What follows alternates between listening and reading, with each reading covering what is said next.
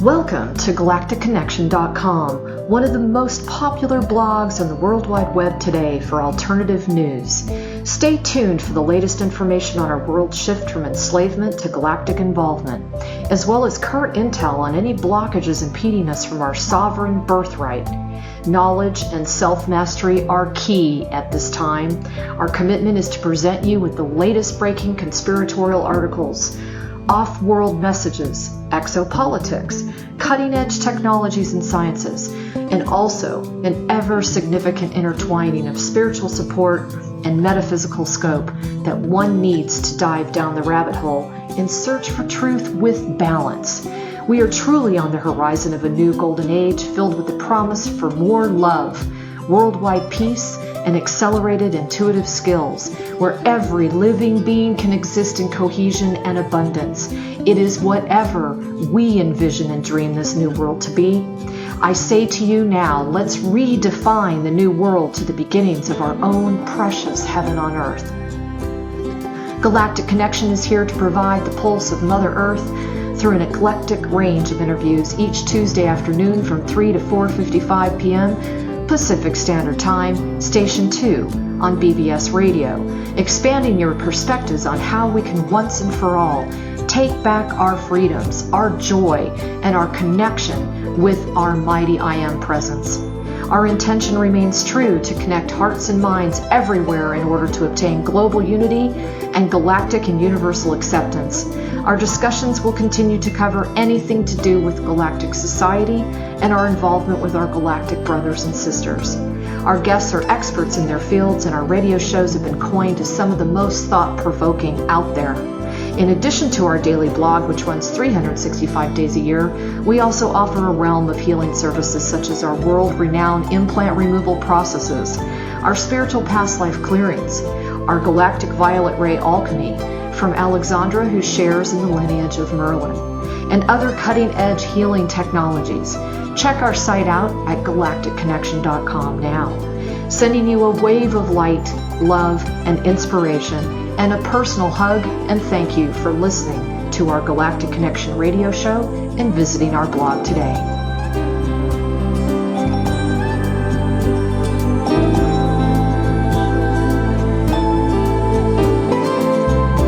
Good morning, everyone. This is Alexandra Metters of galacticconnection.com. And today I have a pre-recorded interview for April 11th, 2017. And before we dive into the interview today, I just want to remind everyone that the information that's flying around the internet is really going to get ramped up right now as Team Dark continues to lose all of the technologies that they've been using for so long.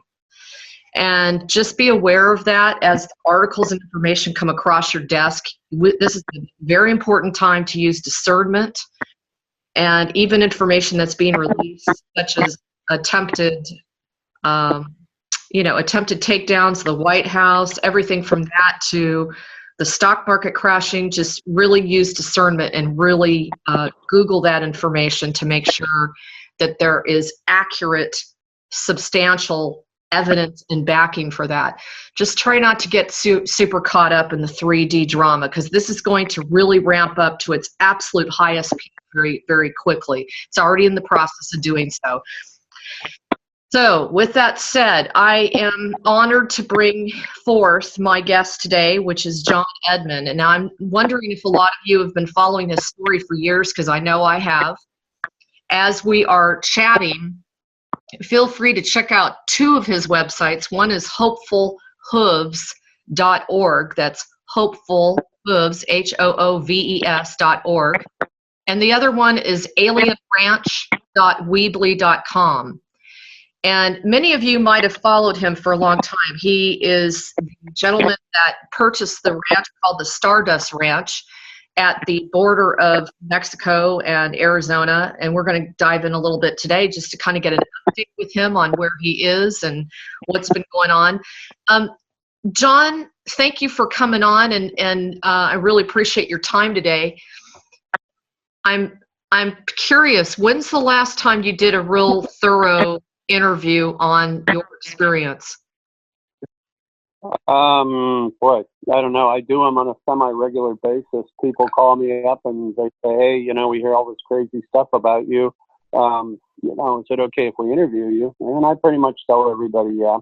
I don't have any agenda except the truth. And my whole thing is this, and that is, I'm just out to try to do good and help the world, and be a good man.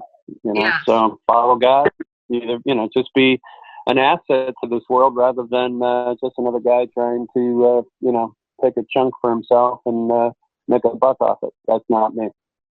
I think the majority of the people that have eyes to see can see that. They can definitely see that you're a genuine man who's done a great deal of work to try to show the world that is unaware of the anomalies of aliens, military, extraterrestrials. You've done just a very thorough job in trying to bring this information forward.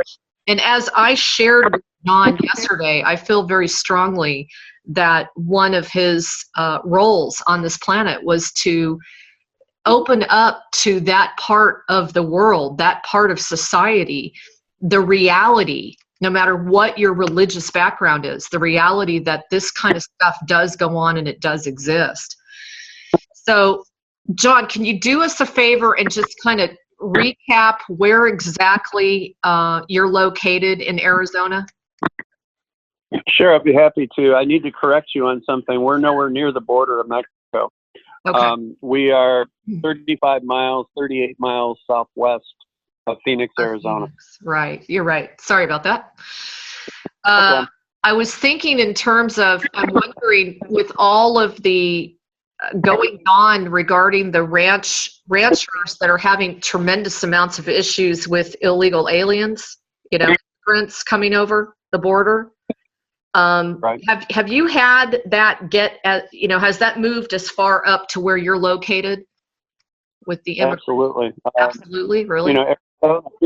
Phoenix is the kidnapping capital of America. And a lot of it has to do with the fact that we have a very bad problem with illegal immigration.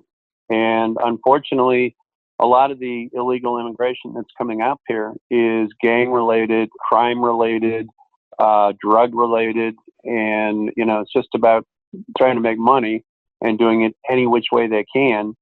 And, the good people that come over that are just trying to feed their families and do something, to get ahead in the world, we don't really see those guys because they blend in and, they're not out here making trouble. There's an occasional DUI or, domestic violence or something like that, but that happens no matter what in any group of people. So that's not about illegal immigration. The illegal immigration that's dangerous is what I was suggesting, and that is that we got hardened criminals that are coming over the border that are trying to spread here.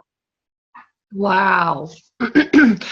I know it's just really gotten off the charts in New Mexico, Arizona, Texas even. I keep hearing all kinds of reading articles that are talking about it. So let's start back from when you had the idea that you really desired to purchase a horse ranch, right? Well, I grew up in Illinois, which is north of Chicago, and I grew up watching Channel 9 in Chicago when I was a kid back in the mid-'60s. And, it was always the Lone Ranger and Bonanza and all these good cowboy shows. And I was enthralled with horses. I always wanted to have a horse, and I always wanted to have a ranch. And so when I was a kid, I kept saying to myself, well, I'm going to have to earn the money. I had no idea what it was going to cost to get into it. But I thought, you know what, I'll just go out and start working and I'll save my money. And eventually I'll get to the point someday where I can buy a ranch. And literally from the late 60s all the way up until I bought this ranch June 1st, 1996, that's what I was doing, was trying to earn the money and save the money to have horses and to be able to have a ranch. And, June 1st, I thought my dream was going to come true, and I was going to have this great horse ranch, and it was going to be everything that I wanted it to be. My wife and I were happily married, and we thought, wow, this is going to be it. And unfortunately, I bought the wrong ranch. I bought a ranch full of crazy alien, weird stuff and problems and Stargates and portals and you name it. It's crazy. Now, before you dive into that, I think it's interesting your story about the people that you purchased this ranch from. Obviously, they did not disclose any of the anomalies that were going on regarding this ranch. Did they ever come clean with you later on that they had these same types of experiences as you? We don't know. I mean, they never came clean with us because we never saw them again. After the realtor made the deal with us, literally they got paid. We went to move in, and they hadn't moved out.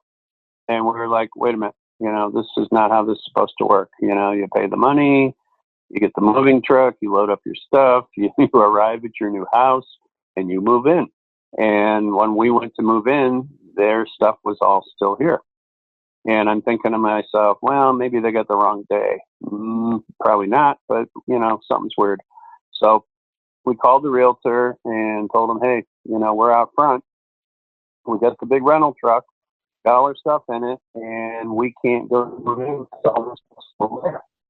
And he was horrified, and he got on the phone and called them, and there was no good explanation ever offered to us about it at all.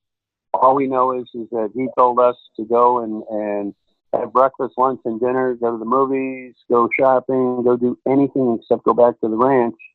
And, he'll make sure that they're out.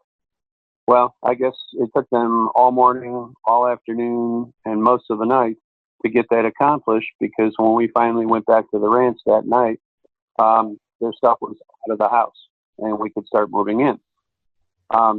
Lo and behold, we had no idea that somebody or something or God knows what had taken all of their possessions and thrown them in the big diving pool in the back of the house. Unbelievable. And yeah, and so when we moved in, all their stuff was piled up in the pool. The lights in the pool were turned on, the pool was running, and it looked like literally like somebody had just, taken a backhoe or something and just shoved it all into the pool. And we're talking appliances, furniture, everything. And so we moved in, and then, I went ahead and over about the next week, I used a winch on my truck and yanked everything out of the pool that was too big for me to pull out by myself, and put it out front, and it disappeared. Where it went, I have no idea, but it disappeared. It's almost as if yeah, it's like, to me, that feels very paranormal, and also almost as if somebody was throwing a hissy fit that you guys were moving in, Absolutely. Yeah, it was very. I'm sorry. And I never saw them after that. I never saw them again after that, so I never had a chance to ask anybody anything. That's crazy. Well, for the record, explain to people your corporate background so people understand where you're coming from before this even began. Okay. Well, I'm not sure I would call it a corporate background. I would say that I'm a person who has, I was in the music business for a bunch of years, long time ago. And I was a promoter. I was somebody that worked with a lot of big bands. I was just, I was a professional photographer. I was somebody that, anything to do with music, I was part of at one point or another. And then back in the early 80s, I seeing the handwriting on the wall that the music business was falling apart and that a lot of people were dying from drugs. And I thought to myself, a lot of my friends are not going to get out of this alive because of their lifestyle. And so I decided to go to school and become a counselor. And that's what I did. And I went to school, became a counselor, and got my bachelor's, got my master's, got into practice, ended up working for City of Phoenix. I ended up working for the Superior Court of Arizona. Ended up working in some really good jobs doing drug and alcohol counseling, and eventually other aspects of counseling like relationship counseling, domestic violence counseling, just personal counseling, and eventually it got to the point where I pretty much touched on almost all aspects of counseling. And then I ended up working for the largest behavioral health company in Arizona, Southwest Behavioral Health, doing counseling with the severely mentally ill. And that was right up until I ended up resigning in 2008 because of all the events that were happening at the ranch. And I just said to myself, I don't think it's ethically okay for me to be, dealing with killing aliens and having a war at my house every day, and then going to work and pretending like everything's great. And I'm a perfect example of somebody who should be doing counseling with people. And so I professionally just ended up resigning my position and taking a break from it all so that I could deal with this mess. Yeah, I would imagine you would have a lot of your own digging as to how you ended up there and how it affected you. But, one of the questions that's just been ringing within me when I was reading through your background was, wouldn't this help you as you're working and doing therapy with others in explaining the inexplicable? Well, you're right to assume that to some extent, but the problem is this, and that is the events that we were going through here on the ranch were so, they were just so crazy out there, and I didn't want to believe them, and I didn't want to believe maybe there was something wrong with me or wrong with my wife or anything. And we were just literally flipped upside down emotionally on this whole thing. Yeah. And and I thought to myself, it's not fair for me to go and sit in a desk and put on a mask and listen to folks' problems and then pretend like, everything's okay. And I have all these answers. When I do counseling, I want to be 100% right there for that person. And I want to be able to give them every bit of my talent and my education and my experience to do the job properly. I'm taking good money for that. And if I'm not giving 100% of my capability to provide that service, I don't think that is, good, honest behavior. I don't think that shows integrity. And I just don't think it's being a good professional. And so, I let go of a very well-paying job, in order to deal with all this mess. And I still think it was the right thing to do. I sure miss the money. But you know what? I feel good about the fact that I prayed on it, and the answer that came back to me was, John, you need to be the best man you can be in all things you do. And to me, that's what I did. Right on, John. And you know what? To thine own self be true. That's the most important thing. As far as, That's right. I think what I was trying to relay was that you would be an awesome therapist now, because the experiences that you've had really reveal, in my opinion, that there are so many people out there that have had paranormal communications, abductions, etc., that have clearly affected their mental state.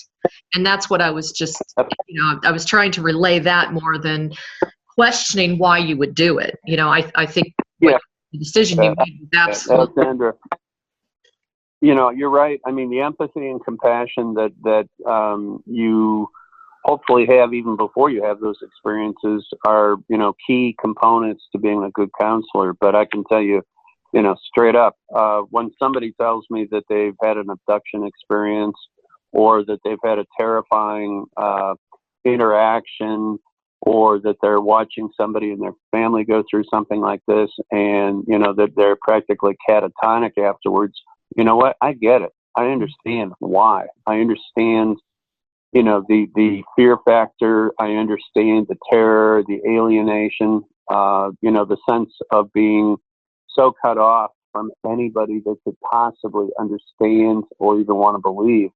Because that's, in some respects, I felt some of that when I was reaching out into the paranormal community. around 2008, 2009, I was helping to produce Kevin Smith's radio show. And, I was fortunate in the fact that I was dealing every day with people that were, keynote speakers, radio guests, people that were writing books. And I had a chance to be able to kind of test which ones I felt were sincere and reach out to them and say, hey, you know what, I'm having this crazy thing happen at my ranch and I'm embarrassed, I'm ashamed of it, but I also don't know what to do about it. Please help me. And as more and more people started to get that, that this was, true sincerity on my part, it wasn't me trying to, just put on people and pretend that this was happening. Some people started reaching out and I started getting some help. And, that was tremendous. That really meant the world to me. I was feeling so isolated and my self-esteem was so poorly affected by all this that I just didn't know what to do. I kept praying on it and saying, Lord, I need some kind of answer here. And, if I ever needed you to be in my life and show me, some love and show me some direction, now's the time. Well, what better way for you to be a future mouthpiece for those abductees that have so few resources to go to? I'm just wondering, are you considering, once you move off the ranch, are you considering starting your practice back up, or is that just not even something you even want to go there with? Well, I mean, it's never, quite frankly, as much as I retired, the practice wouldn't let me retire. Every time I do a radio show, I get, 100 or 200 or 300 or more people that are desperately seeking information, and, they find a way to show up at the front gate, or they find a way to get an email or a phone number or whatever, and they reach out, and I try to answer every one of those people and let them know, what resources I'm aware of. I had, in 2001, I was diagnosed with severe MS, and I mean, it was rapid onset, and it looked almost like it had been done to me. And, because I literally went from one day in perfect health to all of a sudden I was debilitated. I was having, grand mal convulsions. I was having felt like somebody plugged me into, 210 electric, and they were just jabbing me. And I had these horrible, horrible shocks. I couldn't do anything. And, I went to Barrows Neurological, which is a fine institution here that deals with, neurological issues. And the best doctor they had told me, hey, John, you're done. Give me your driver's license. I'm taking it because you can't drive anymore. And, you better get your will in order and get yourself set. We can give you meds, but this isn't going to go away and it's not going to get any better. And, I thought, man, well, this really sucks. I mean, what did I do to deserve this? Yeah. And fortunately, I had a friend that I went to see, and he had a lot of really good connections in all different walks of life and places and people and, all that stuff.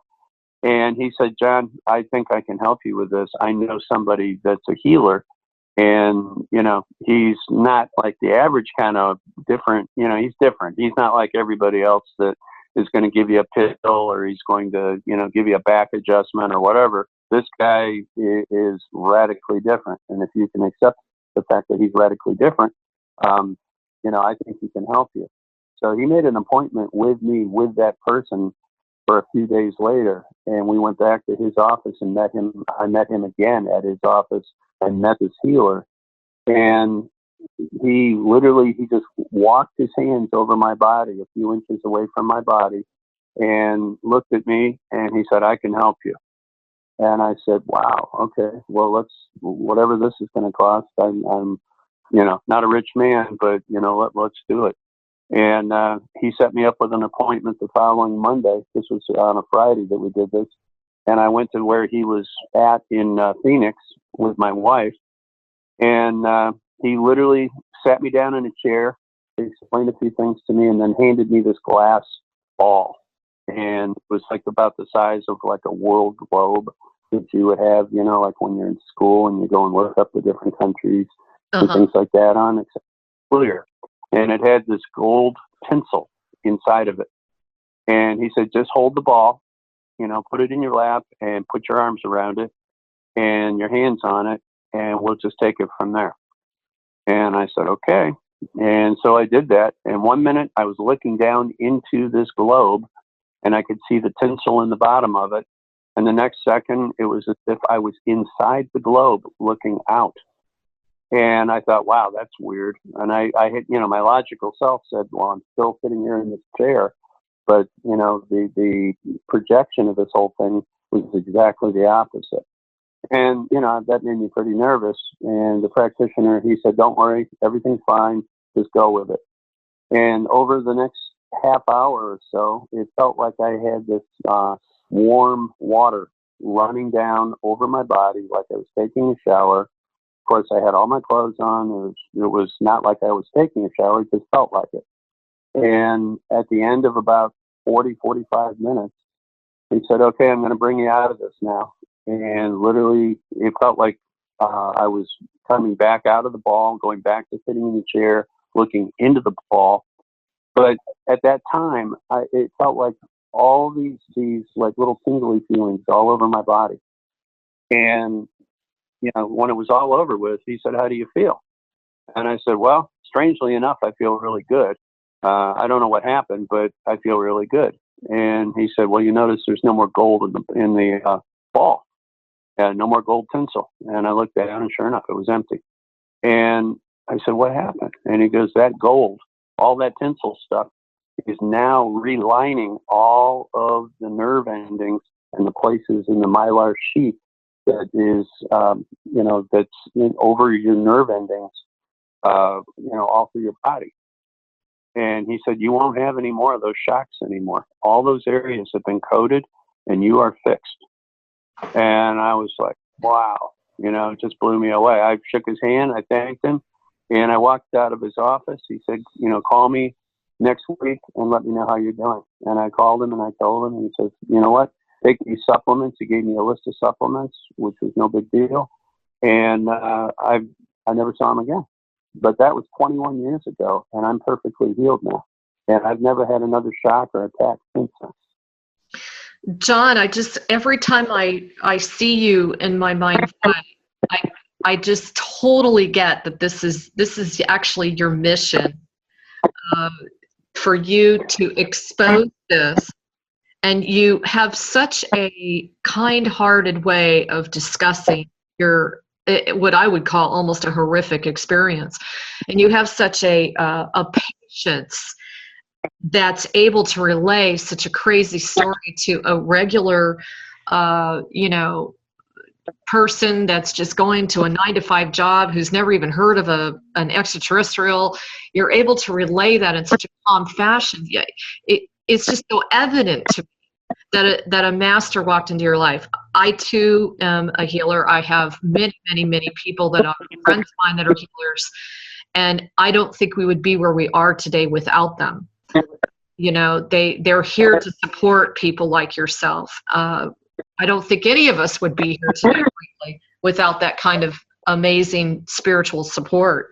And I am so genuinely happy that you shared that story, because it shows us all that we need to step out of whatever that box is where we were told a death sentence of some sort, or we were told we were so severely sick we could never get well, because there's always a solution. So I really appreciate it. 100%. I mean, it's throughout my life, it's weird. I can remember back to when I was like 8 years old, and I kept looking at my father coming home from work every day, and he was exhausted, and he didn't seem very satisfied with the kind of work he did, or his life, or the way things were going. And he did it for years and years and years. Every day he got up and he put on a clean suit and a crisp white shirt or a blue shirt and a tie, and he got himself all together and went off to the office. And I thought to myself, I don't want that to be my life. I want my life to be something different. I want my life to make a difference. I want my life to be something that, even if it's really hard, even if it's something that is going to be constantly different and a challenge. I just want it to be interesting, and I want it to be something that's going to help the world. And it's funny because, man, I sure got that wish, huh? I was going to say, you certainly got that, didn't you? Well, so once you moved in, when did the anomalies start? Well, I mean, again, I'd have to sort it out a little bit, but the very first day that we moved in, that was the beginning. And then right after that, the following Monday, my wife went back to work at her job, and I unpacked the ranch and put everything away and started trying to get things set up by myself. And this man came up the driveway. In those days, we didn't have front gates. Everything was open, and anybody could just kind of walk on the ranch whenever they wanted to. And this kind of grizzly walked up the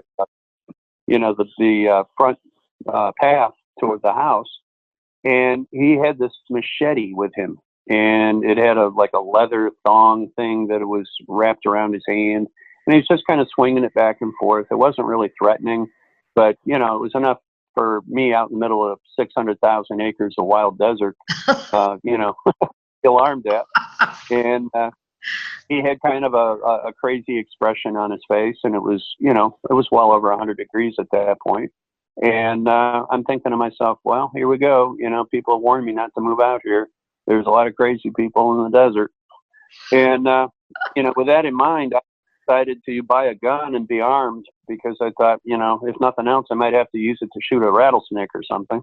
And so I grabbed my 357 and I tucked it in the back of my pants. And I walked outside and I walked up to this guy and I said, "Can I help you?" And he goes, "Well, I live here." And I said, "Well, no, not really. I just bought the ranch and I live here. And as far as I can tell, in the SPDS and all the documentation from the realtor, there was nothing about a guy, with a machete." And, of course, that humor was lost on him. And, kind of looked at me. And I said, "So seriously, if you live here, where do you live?" And he said, "You see that building back there?" And I turned around and I said, "Yeah." And he says, "I live in there." And I said, "Okay, that's going to be my tack room for where I put all my stuff for the horses. And I don't need you to be in there as an accessory to that." And I said, "So I'm going to ask you to gather up whatever belongings you have and then please leave." And he just looked at me and he started shaking his head. And next thing that came out of his mouth was, he says, "You know what my job is?" And I said, "I can't even imagine." And he said, "Well, it's my job to kill all the monsters." And I looked at him and I said, "Monsters?" And he goes, "Oh yeah, this place is full of monsters." And, I thought, man, I don't want to believe that this is true, but I better ask him about it. And so I did. And, I said, "What kind of monsters are you talking about?" And he goes, "Well, you're going to find out the hard way." And I said, "Well, why is that?" And he goes, "Well, if I'm not going to be here to protect the ranch, then the monsters, you're going to have to deal with them." And I thought, okay, so this is just a con for me to keep this homeless guy around. And I said, "All right, I'm a pretty tough guy from Chicago. I can handle the monsters. So please pack up your stuff and leave." And so he went back to the tack room and, he took a sheet and wrapped up his stuff and threw it over his shoulder. And he toddled off into the desert. And that was the last I ever saw of him. My God, he probably looked for other ranches that had similar problems in the area. Well, I don't know, but I tell you what, he wasn't lying when he said that this place was full of monsters. And, very shortly after that, I started seeing things off, 60 to 100 yards off in the desert. And, we would see these things that looked like they were made out of wire or out of some kind of black fuzziness. And you couldn't really, they looked like they had a human shape to them in terms of a head and shoulders and a body and 2 arms and 2 legs, but no face or anything. There was no distinguishing characteristics about them. And they literally just seemed to come from nowhere, and they'd be out in the desert walking around the ranch. And they gave me the creeps. I mean, just bottom line, and over time, Jimmy Church ended up calling them the Brillo Men. And so that name is just kind of stuck, and we keep that now. Yeah, So the Willow Men were. don't they refer to them as shadow people? I've read as well, and Yeah, that's another. That's I mean, they're kind of generic. I mean, yeah. and they're not part of like any monster union, so they never complain. When these would show up, in that distance, you would definitely feel it, wouldn't you? You would see them, and I would be alarmed by them, but I'm not going to say that I felt any kind of connection to them or anything. Okay. Just that they were sinister. I got a dark kind of, an alarming, like, hey, you don't want to get too close to one of these things. And later on, when we had horses, they got around the horses and they'd scare the horses, and the horses would kick at them and stuff. And the weird thing is that I had a visitor, a couple of friends that came up from Oklahoma, and they point blankly saw these things, and they were well armed, and they started shooting at them, and it made no difference at all. They didn't even acknowledge the fact that bullets were whizzing right through them and landing solid hits, and they didn't even seem to notice. Yeah, because they're not of this dimension. So, well, so what was your first major incident when you realized that you and your wife's lives were at risk? Well, we started seeing in the south sky. We started seeing all these orbs. That's what we called them, because we didn't know what else to call them. And they were like orange balls of light, but they didn't seem like they were one-dimensional, like like somebody flashing a light on a wall or something. They looked three-dimensional, and that you could actually see that they had stuff inside of them. Mm-hmm. And we started seeing those on a regular basis. And so at that part, I thought that was kind of cool. I'm like, well, I'm out here in the middle of nowhere. I mean, if there's going to be, if there's a place for UFOs, I mean, this is definitely it. And so I wasn't alarmed by that too much. But then we started having incidents with horses being hurt. And in 3 cases, we had the horses, they were actually killed and they were mutilated. And it was bad. I mean, I'm not even sure you want me to describe that. It was so bad. And, I reported it to the Arizona Livestock Board, the sheriff. They came out, they, investigated. They never could, put any kind of a label on what did it. It was clearly not like a wild animal. These were precision cuts, like they were done with a laser. The organs and different parts of the horses that were removed was done with clinical precision. It was really, really bad, and it was really strange. I ended up with having a Rottweiler that was absolutely crushed like a pancake. I mean, to the point where you couldn't even tell it was an animal anymore. And it happened inside of a 8-foot fenced area that was like a dog run. And so the dog never could have gotten out, so it couldn't have gotten run over by anything. And it happened, like 10 o'clock at night. And, we were up. We never heard anything. We never heard the dog making any noise, nothing.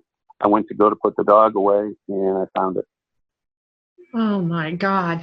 So as far as the sheriffs and the agencies that you pulled out, aren't you a bit surprised that they didn't even reflect any kind of, oh, yeah, this has been happening in this area before? I mean, you would think that they would have been used to seeing this kind of stuff in that neck of the woods. Well, they sure weren't sharing any of that information, one-on-one.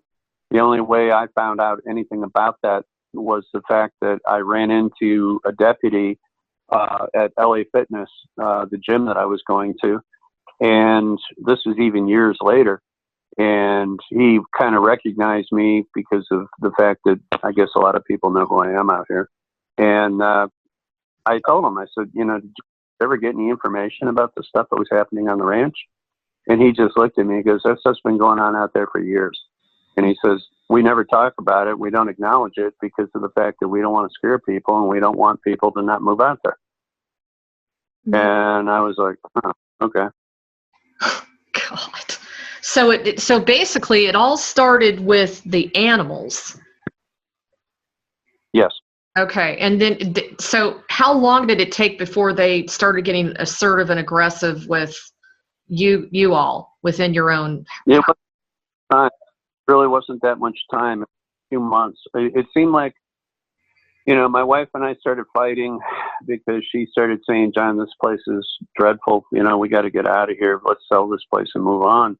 The handwriting's on the wall. The animals are being killed, and we're seeing stuff, and just it's all bad." And I told her, I said, "Look, I'm from Chicago. I grew up in some, pretty bad neighborhoods when I was a kid. And I said, the last thing in the world you do is give in to fear. All that does is add to the collective defeat of our species." And I said, "You know what? I'll be damned if I'm going to give in." I said, "I'm going to dig in even harder, and I'm going to win. And, if you need to go back and get yourself an apartment in town, go live in one." And I said, "It's not because I don't love you. You don't understand something. I'm not a quitter. I'm not somebody who gets beat down, and I'm not going to get these little bastards." And, and she was just like, she was horrified. I mean, she was just like, "Oh God, what have I done?"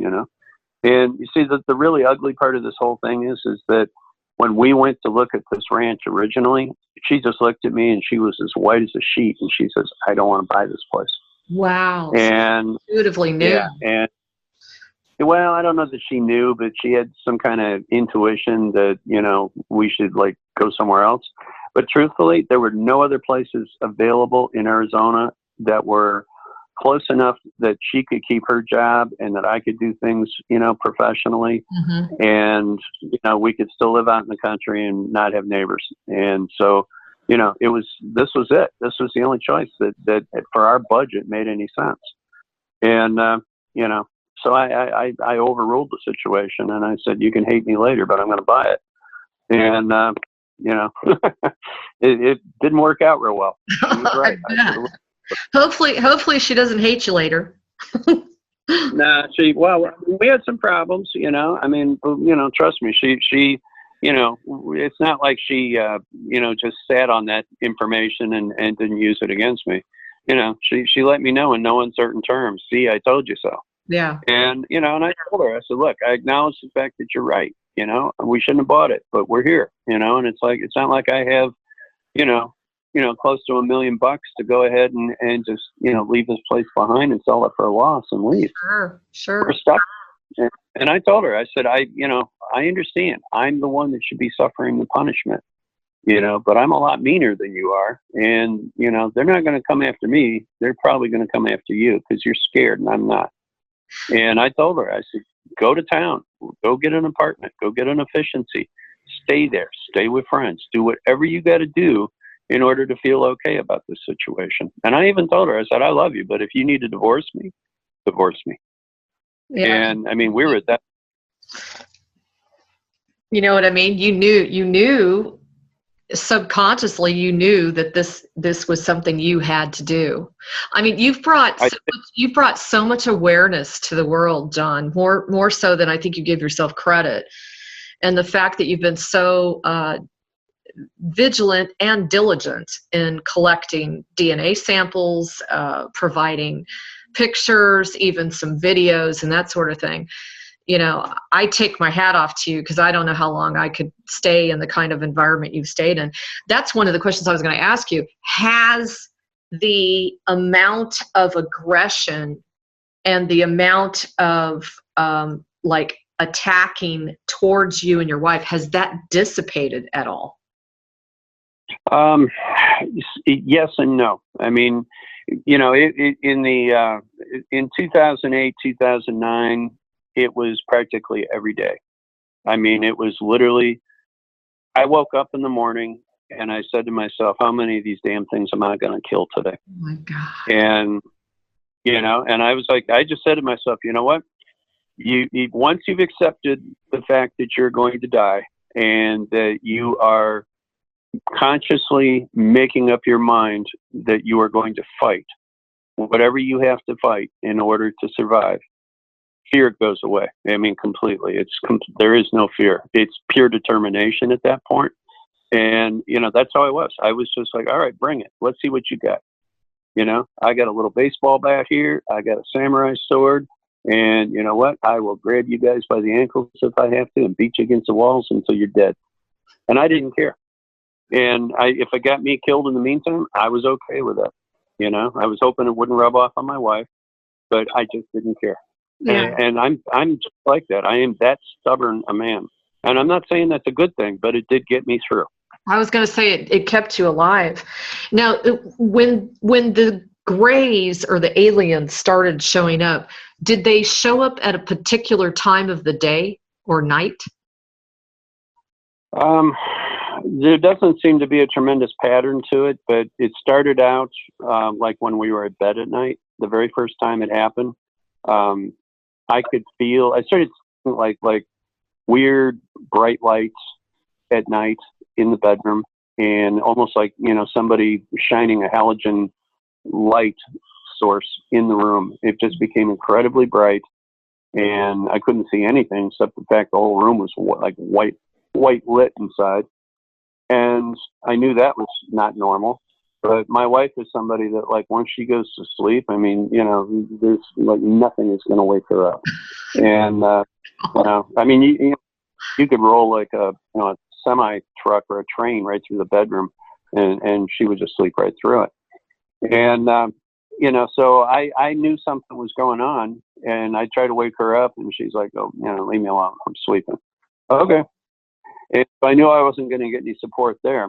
So I took this little, like, 2-foot long aluminum bat that, you know, the kind of give away, like, you know, on Bat Day, you know, at the ballpark. And I stuck it down in the headrail of the bed. And I thought, okay, if something's going to pop up and it's going to come and mess with me, I'm going to smack it. And so this, you know, eventually it got to the point where I started seeing what these things were. And they always show up in threes. They were 3.5 to 4 feet tall, maybe a little taller. You know, they were your typical, you know, alien-looking gray Zeta. And they started coming around the bed and touching. And then the touching turned into grabbing. And then the grabbing turned into, hey, let's go ahead and start trying to do some samples. Well, I didn't wait for that. You know, I waited until I knew that these things were hostile and that they weren't there. You know, obviously they weren't there to, you know, do a back massage or something. And I mean, I literally reached up, grabbed one of those things by the arm and smacked it as hard as I could with that little baseball bat, and damn near knocked its head right off its shoulders. And it drew back. I jumped out of the bed and proceeded just to take a home run swing with that little bat and to try to finish it off. And as soon as I did that, they just disappeared. And at that time, I had a pit bull that used to sleep in the bedroom with us. And she almost put her head right through the door trying to get the other two as they were trying to get out of there. They didn't open the door. They just literally walked right through it. I mean, it was like they were just gone. Amazing. Your phone cut out, so I want to just clarify. You said that they would show up in groups of 3 all the time. Is that what you said? Always. I've never seen them singly. Always in 3s. Very interesting. And when you grab them, what did their skin feel like? Pretty much kind of like, have you ever felt like snake skin, you know, like a boa? Yes. You can tell that there's substance to it, but it's not warm. It's kind of a neutral, almost a cool feeling, and kind of rubbery. Wow, what a trip. And so you would say they're what, about 3.5, 4 feet tall? I think that's what you said. Yeah, they're probably, you know, it's not like I ever, you know, tried to, like, you know, get out of yardstick for them. You know, I'm, you know, almost 6'3", and they come up to about maybe, I want to say 6 inches over my waistline. Okay. You know, okay. I get like a 32 inch. I wear like a 32 in jeans. That's interesting. So that'd make them about a 36. Would you say the majority of them were all pretty much the same type of race, like a Zeta? No, I mean, and I say this from, you know, spanning 21 years of dealing with these things now, because in the beginning, they just were kind of like what I call the garden variety gray. And then over time, we saw that there were ones that were like 5 feet tall and even 6 feet tall. And those varieties seem to have a different purpose, and they seem to be like, the taller they get, the more they seem to be more human, or they seem to be more intellectually aware. Still, they've never tried to communicate with me, not once. I've never been able to have a conversation with one, and I've told them, right from the get-go, I've told them, I said, look, I'm not here to try to be hostile to you, but you're invading my house. And, if you were like, some guy that was off the street that broke into my house and tried to hurt my family, I'd be just as justified in, using self-defense against you as I am against, them. And, so that's how I've always treated it, my house, and, I have the right to bear arms, and I have the right to defend myself. So that's all I've ever done. Well, I fully understand that. I'm trying to do the math here. What year did you buy the property? I think you said it was 1996. Yeah. Okay, so you said it got really bad in 2008. So was it really not as bad between 1996 and 2008? No, it was bad, but it was bad for a whole lot of years.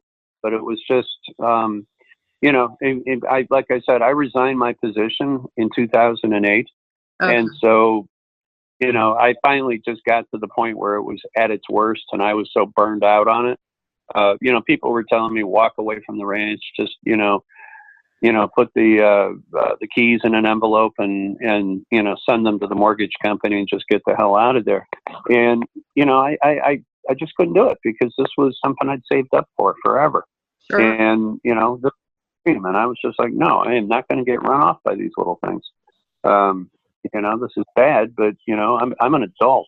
A child might run off, a teenager might run off, but an adult man, no, I'm not going to run off. Well, and we're glad you didn't, because we wouldn't have this story and information for ourselves to learn from. Seriously. Well, Alexandra, I think to myself, man, when I get old, if I live that long, to get real old, I don't want to be sitting in a rocking chair someplace rocking away and saying, oh, I should have kept that ranch, Mm-hmm. God, if I just stayed there and stuck it out, I bet I could have won, Mm-hmm. And I kept seeing that, and I kept saying, no, I'm not going to be that guy. I'm not going to be the guy that says, what if? I'm going to be the guy that says, I did what I did. Yes. And you are. Yep, exactly. Thank you for that. So, well, you're welcome. Question. So you had all these encounters with the aliens, and they would just like walk through the walls, and you'd have the bright lights and everything else. Obviously, they were coming from somewhere, and to be there that long, you probably investigated that thoroughly. Have you kind of figured out where they've been coming from?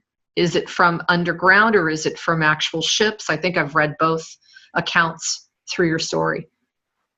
Yeah, there's a bunch of different possibilities. We don't think that the Zetas or the Greys are coming through like the portals that are here on the property. We've never thought that. We've always thought, and I've actually, over the years, I've had the chance to talk to people that are scientists that are fully aware of the situation, and they've told me that it is literally, they're transdimensional. They're literally capable of being able to stick their head through from their world into our world, look around and see if there's a threat. And if they don't think that there's a threat, then they just come on through the rest of the way, and then they're here. And they also, that's why you get one with a sword and you try to kill it and you don't take the head. What ends up happening is they just disappear. You might get some tissue, you might get some blood, body fluids, whatever, but you're not going to get the whole body. The head is like an antenna, and it's like if you don't cut that antenna off and sever it from the rest of the body, you don't get any proof, really. Interesting. I don't think the audience recognizes the level of invasion that you've experienced. You've mentioned things where you've had, you've awakened to indentations in your legs and excruciating pain where you're actually making punctures in your body. Can you talk to us a little bit about that? How often has that been happening? Well, I kind of look like somebody that was a bouncer at a really tough biker bar. I mean, I got scars all over me, my arms, my legs, Wow. my back, my you name it. It's been dealt with, and Crazy. I mean, yeah, it's bad. And my wife's even worse than I am. I mean, she's got a ton of scars on her, and she doesn't fight back. She is, as much as I love her, she's a person that gives into the fear. I don't. I get in. I just, with me, it's like, all right, you're here. Let's get after it. Let's get busy. I mean, I am absolutely not afraid. I go for it 100%. Right. But these things have bodily fluids, blood. I don't even want to call it blood, but the bodily fluids that come out of them is acid based. And so whatever it touches, it burns a hole in. And I mean, it'll burn a hole in almost anything. And, it's horrible.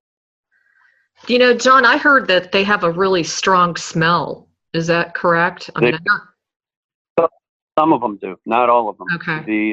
Some of them smell like they've been wallowing in spoiled meat. They've just got really rank, imagine like a pound of chicken or beef or something like that's spoiled in your refrigerator. It's just got that really rank odor. Oh, God, that's terrible. Now, you also talked, the part that was really fascinating to me was at one point you caught one of the, I'm going to call them the Greys, off guard, and they dropped a stone-like object. And you have pictures on your website about that. Definitely, once again, everybody, check out his website at alienranch.weebly.com. That's WEEBLY.com. And there's a picture in there that's just amazing. What do you feel the purpose of that was? Does it have something to do with their ability to time travel? I don't know. I mean, it's, from this point on, as far as that particular artifact goes, it's all supposition. But we had some folks that came in from California, and they were from the Mount Shasta. Mount Shasta? That's not in California. I don't know. They were from that area, Mount Shasta. Okay. And they had told us that they, wanted to come in and spend a week with us and investigate. They had very good credentials. They were people that were government oriented, but not part of the government. Okay, let's put it that way. And they literally brought an entire truck full of like very sophisticated electronic equipment with them. They had lasers that were, just, 2-3 feet long. Very powerful stuff. And literally you could turn one of these lasers on and it would light up several hundred yards away. And not just like light up like a little pencil red laser, one of those things that you have in your keychain. I'm talking about, this was, like Star Trek kind of stuff where, you turn it on and it looked like it was going to burn a hole in something. Wow. And, they set up a grid with all these electronics things all over the property. And when they turned it on, it looked like, like Christmas lights. I mean, it was just incredible how much it lit up the property. And they had the ability using a touchpad on a computer to highlight or energize specific parts of this grid. And so, I always have chores I have to do with the horses. And so I was feeding horses on the back of the property, and I just happened to be back there, and they were back there doing this stuff. And all of a sudden they turned on one of these lasers and it hit a gray just standing there. And the gray had this rock in its hand. Of course, I didn't know it was a rock at the time. And it dropped it. And you could just tell it was freaked out. It was just like, oh my God, they got me. and it just blinked out, disappeared, but it dropped the rock. And I saw it drop the rock, and I ran over there and I grabbed it, and I went, wow, what's this? And it's just this very strange black rock. And, you know, we had it looked at, and everybody who's looked at it said there's no way that it could have the pattern cut in it that it does, because one, it's all the way through the rock, and two, it's the hole in the rock itself comprises so much space on the surface area that it would break the rock if it was done with any kind of traditional, equipment here on Earth. Wow. So we know, we know it's, from elsewhere. Yeah. No. And the interesting thing is, later on, we had a visitor that came to the property, and I showed him the rock, and he brought his own handheld laser, and he walked into our living room, and he said, "Do you think this thing's like a key?" And I said, "A key to what?" And he goes, "Well, you got that portal. You mind if I shine the laser through the rock and see what it does?" Well, when he did that, all of a sudden the portal kind of woke up, and you could actually see the outline of the portal. And so we were like, wow, okay, so open sesame time for portal. And, thank you very much. This is kind of a cool connection. Oh my God. So, that's what it looks like. That's what it looks like. It has like a eight-pointed star, right? Kind of. Yep. Center. Yeah, or a starfish, some kind of weird thing. Yeah, I know. It's out there. So have you had anybody walk the property to tell you how many actual, because I definitely know you're sitting on top of a Stargate, but how many other portals are on this property? Well, when the people were here from Mount Shasta, they had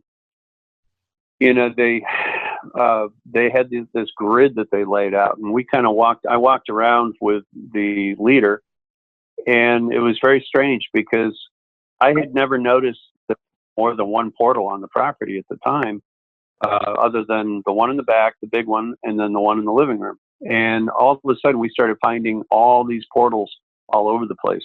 And there probably was, I don't know, a dozen maybe. And they were really interesting because she would, as we would walk, she'd say, "Be careful, don't step there, don't step there." And I'd be like, "What's over there?" And it would literally look like a crack in the earth that was three-dimensional, that if you walked and put your foot down in it, you were going to like sink into it. And they were portals. I mean, I don't know what else to call them. They looked kind of like caves, except you could tell that there was something on the other side of them, and there were lights down inside of them. We could see all these different colors and things down inside them. And I'd never noticed that before. I'd never seen it before. I'd never stepped in one. And so I didn't know what to make of it. But what she had told me is that she had, before she arrived, she actually went out in the Rainbow Valley area, and she said there's dozens and dozens of these things all over the place out there, in places like Swiss cheese. I was going to say, a lot of people don't realize that many of these portals have been created by the military from the underground bases for accessibility. And it's not a good thing. Let's just put it that way. Exactly what you said. It's like Swiss cheese. So question about the grays themselves. And I know you saw other kinds of critters walking around there as well. At one point, have you seen a lot of ship activity? And if so, did that happen a lot? Did that happen on a frequent basis? We've seen over the years, we've had giant triangles that came down to like less than 100 feet above the ground. We had one that I actually made a report. I was actually speaking to Peter Davenport of the UFO Reporting Center and giving him a play-by-play description. And he said, "Well, John, you've got to get some validation here somehow." And I said, "Well, what am I supposed to do?" And he goes, "Well, call the sheriff and have them come out." And so I hung up with him, and I called the sheriff, and the sheriff sent out a deputy. And the deputy arrived, pulled up in front of our front gates, and he walked over, and he had a raincoat on, which I thought was really weird. And he had a hat on, but you couldn't see the badge. You couldn't see any distinguishing insignia on his uniform at all. And, you know, he looked at me and I looked at him. I said, "Do you see what's up there?" And he goes, "Yeah, I see it." And I said, "Would you please make a report so I've got some proof?" And he goes, "Hell no." And I said, "What do you mean?" And he goes, "I'm not going to." And I said, "What are you good for then?" I said, "You know, if I, you know, you know what, should I go in the side and start selling popcorn?" I said, "I didn't call you to be a spectator. I called you to validate what we see here." And he goes, "You know what? I can't do that." And I said, "Why not?" And he goes, "Because we have an agreement amongst all of us that when this stuff is reported, we don't see it." And I was, "Wow, you guys are useless." And, you know, so, I mean, that's the kind of thing that goes on out here. It's like Roswell all over again, or it never stopped, you know? Yeah, well, that's the whole thing. And that is that, you know, people that are in the know that all this stuff is going on. But there is, you know, you always hear about the thin blue line as far as the police go. I think there's an even bigger one when it comes to the paranormal community and it comes to government people. Because I can't tell you how many people over the years that I've talked to in different agencies, they've been very polite. They've acknowledged what I had to tell them. They've acknowledged that they know that this stuff goes on and that it exists. But they say that they are bound by their oath and bound by you know, just a general agreement that they cannot talk about it. So, you know, here we have our government at one end that is sworn to protect us and sworn to, you know, to do the right thing by us, and yet they have taken some kind of ulterior, you know, oath and made a general agreement amongst themselves, you know, to not say anything as far as paranormal and UFO stuff goes. And, you know, I always say to these guys, and I've been saying this for years, and that is we need to declare, you know, sort of an agreement that we're not going to dump all over them for trying to keep everything secret and hold them responsible for being, you know, keeping these secrets. In return, they will come clean and admit the fact that they have been doing that all these years, but they were doing it because of the fact they were trying to protect us. And once we get everybody sitting on the same side of the table again, and we can actually trust our government and work with them and they work with us, then we're in a position where now we have, you know, tens of millions of people that can take it upon themselves to report this information and not feel like they're going to be, you know, taken out and spanked behind the you know, the barn somewhere and made to feel like an idiot. And, you know, this is really where we need to be. We need to be in a position where citizens of America and of the world are seen as intelligent, loving, caring, decent, good people that want to protect themselves, their communities, their children, their families, each other. And you know, we're all working together to try to find a solution. You know, John, you made a really good point about we need to start protecting ourselves. I think one of the biggest problems that we face is that we have been too trusting of our government. And when you say they're trying to protect us, I really would challenge that, because really what it gets down to is they're trying to CYA and prevent the public from knowing what's really been going on under the surface of this planet, which is extensive. It's documented. There's so many whistleblowers. There's so much information, and there's so many agents that have left things such as the FBI and the CIA and the DEA, et cetera, who could tell us till the cows come home that this does exist and that the military and government are very much involved in this sort of activity. And it's not definitely a benefit to us. So we have a disclosure situation that we definitely need. I agree with you. But at what point do we just say, hey, you know what? We'll just let you off for the responsibility and not take any accountability for the amount of blood that's on their hands? I mean, well, and I March 22. Yeah, I get that. But the thing is this, they're never going to admit to it as long as they're in a position where they're going to suffer negative consequences for it. You know, I mean, let's face it. You know, I'm willing to say you know, I was born yesterday, but I wasn't born, you know, last night. Right. And, you know, people turn around and just offer to be, you know, hung up and given a lot of discipline over this. We have to be looking at the bigger picture, and that is that we say, okay, look, no consequences. Let's just get on the same page and figure it out, because otherwise that's never going to happen, and we're just going to self-perpetuate all the problems that we have now, all the money that's being wasted, that's not being used properly on cover-ups. And, we got to get to the bigger purpose, and the bigger purpose is to bring us all back together and be efficient. We'll let history figure out who was responsible and who the bad guys were, and, go from that point of view. That's just my point of view. Yeah, I let's just agree to disagree on that one. I feel like we need a new paradigm, period. We have repeated this pattern over and over and over again, entrusting a group of beings that have been controlling this world from the beginning of time. And we have had that same attitude about, well, let's just let bygones be bygones. Let's just, bury the hatchet. Let's just try to get all on the same page. And to me, if the apple is rotten at the core, you need to get rid of the core of the apple, period. Otherwise, you're just going to repeat. I get that, but how do you do that? When you're fighting a handful of malevolent races, you're fighting your government, you're fighting the governments of the world, and this goes, back, 15 or 20,000 years.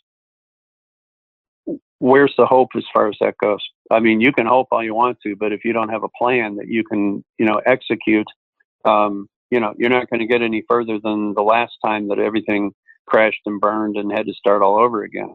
What I'm suggesting, I agree with that. I agree with that. I think the only place I'm differing my opinion with you is, first of all, it's a lot longer ago than 20,000 years, and secondly, there is a force so far beyond our imagination that has the capability and the capacity to bring all of this to an end with our desire and conscious awareness and decision to ask for that assistance, which we've been doing very aggressively. The whole spiritual community has been extremely involved in this. And because of that, we are really looking pretty. Things have progressed in a phenomenally good way, and we are on the brink of something so phenomenal, so beyond our comprehension. We're right at the pivotal point of what we've wanted all along, which is to get out of this madness. We cannot. And I think that's wonderful. My thing is this: I haven't been turned on to that yet. So, if that's an answer, that's a viable, legitimate answer that's going to bring, a new paradigm, I'm all for it. Well, here's the thing, John. You, of all people, have been shown. That's what's mind-blowing to me. You, of all people, you are savvy, you're educated, you're intelligent, you're also a warrior, you have a good heart, and you really desire to bring some good consequences out of what you've experienced. You've I don't even know, you've survived things that most would never have made it this far to survive.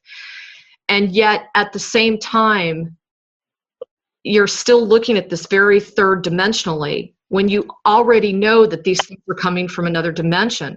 We ourselves are multidimensional beings. And the only way that we can get ourselves out of this is to stop looking so narrowly at third dimensional reality and look at that there's, our third dimensional reality is about a infinitesimal small percentage of who we really are and what's really going on. I guess that's what I'm trying to say.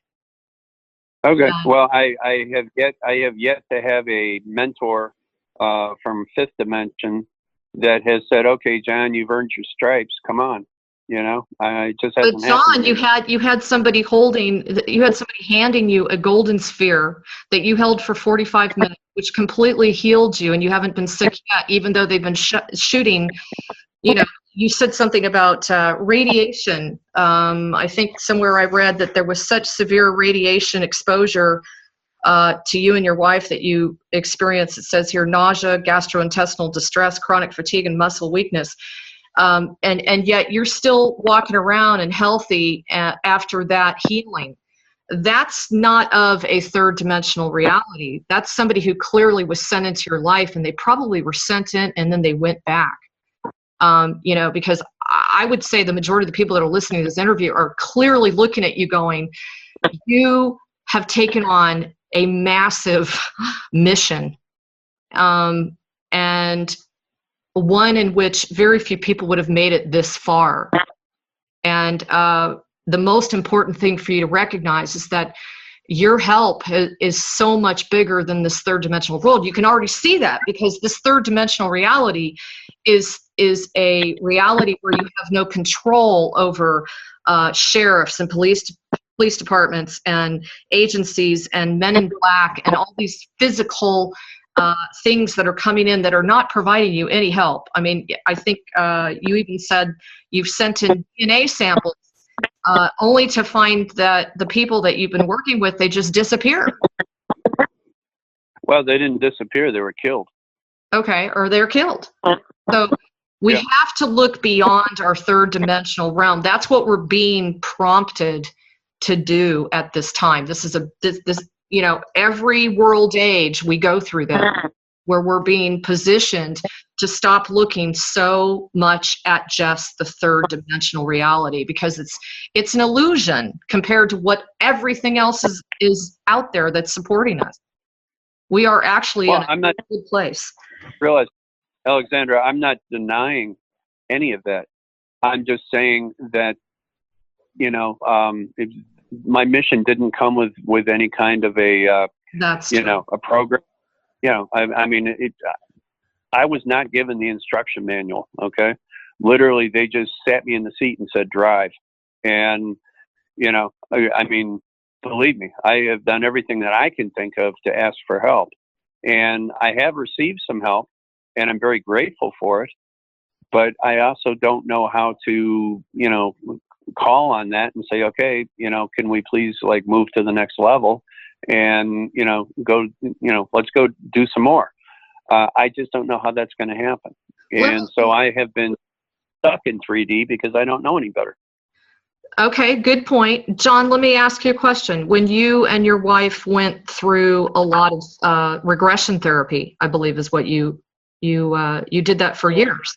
And yeah, I did. Okay, and I think you said that there were a lot of realizations that you came to. In the interview that you had with Carrie, you really didn't, you were kind of apprehensive to share the information that was shared with you.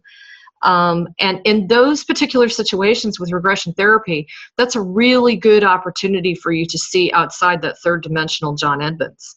That's a really good opportunity for you to see who you really are and why you're really here, why you're really sitting on this base. I can tell you right now, you're part of disclosure, period. Because you are opening up to just the mainstream societal way of life. You are opening up to them all the information that you've experienced. You had you had the courage to go ahead with that. That's why you were so adamantly opposed to leaving the ranch and not throwing the towel in also, because there's a deeper meaning to why you're there. And for someone like myself, I see it so clearly. And I was going to ask you, have you had any of these aggressive beings? You said none of the Greys have attempted to communicate with you. Have any of the others attempted to communicate with you?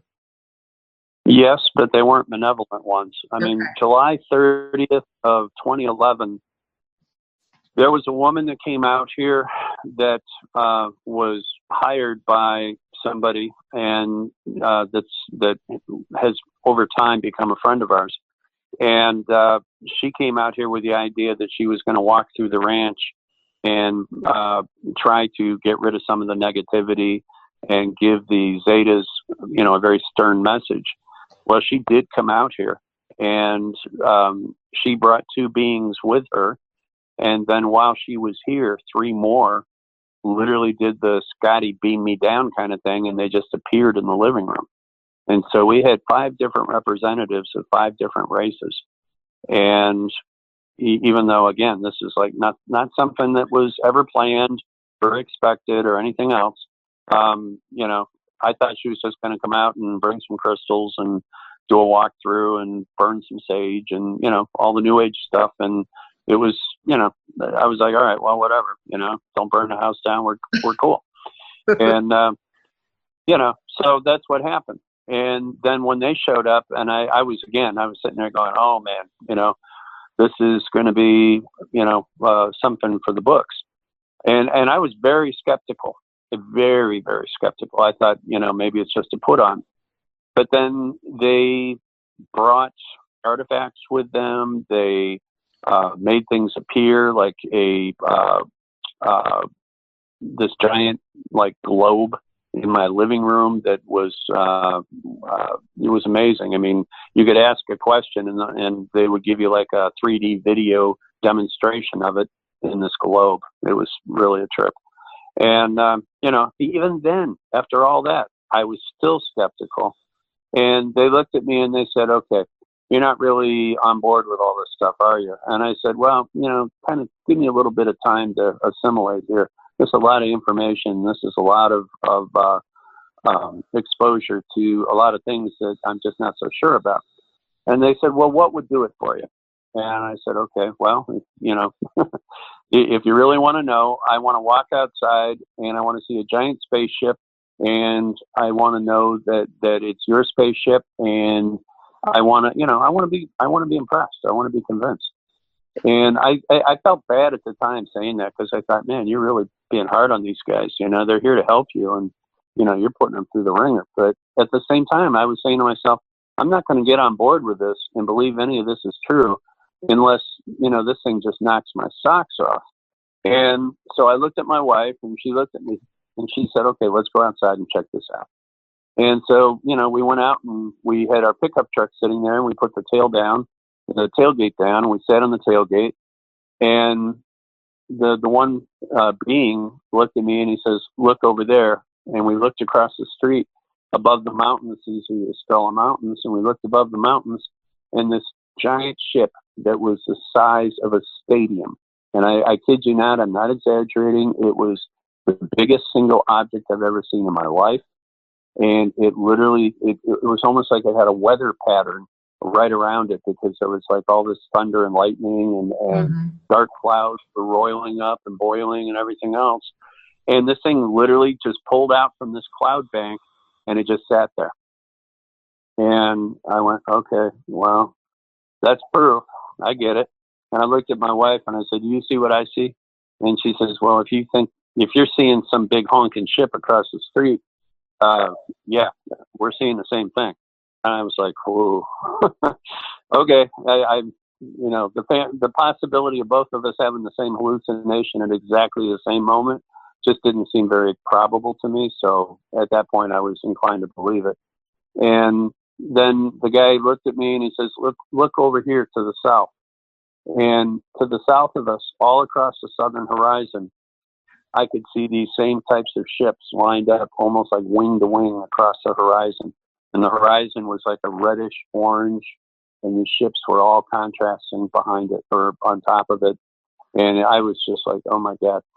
Not more than 45 or 50 seconds after that, suddenly there was this huge, huge thunderstorm and lightning and giant rain. I mean, rain that you just don't normally see here in Arizona. And granted, it was July, and they do have the monsoons, but I've never seen a monsoon come on instantly.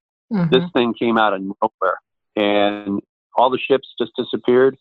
And the woman that came out here, she went to get in her car, and lightning came down, and it was purple lightning. I've never seen purple lightning. Wow. Awesome. Purple lightning hit the ground right next to her, and she ran and got in her little car with two of these beings, and they disappeared out the gate. And the other two, I don't know what happened to them, or three happened to them. They just disappeared, you know. And my wife and I were just sitting there in pouring rain, looking at each other going, wow, you know. And we went in the house and just sat there and looked at each other. And I said, that happened, right? And she goes, yeah, that happened. And I said, wow, man, this place is just so weird. And that was the end of it. So how did that change your perspective of things? Because obviously Well, that's benevolent extraterrestrials that are trying to come and help you. Have you ever called them back to help you? well, I don't know how to call them back. I mean, it's not like, it's not like they left a business card or something. They I tried to get hold of her, and when the lightning hit the ground, apparently it also affected her, and she literally just went off the radar for 5 years. And the only way that we were able to reconnect was the fact that somebody put her on to the interview that I did with Carrie Cassidy. And she listened to the interview and she goes, "That's John Edmonds. That's the ranch that I was at when I got hit by lightning." And apparently she got zapped by the lightning through the ground, and it melted her shoes almost like right off of her.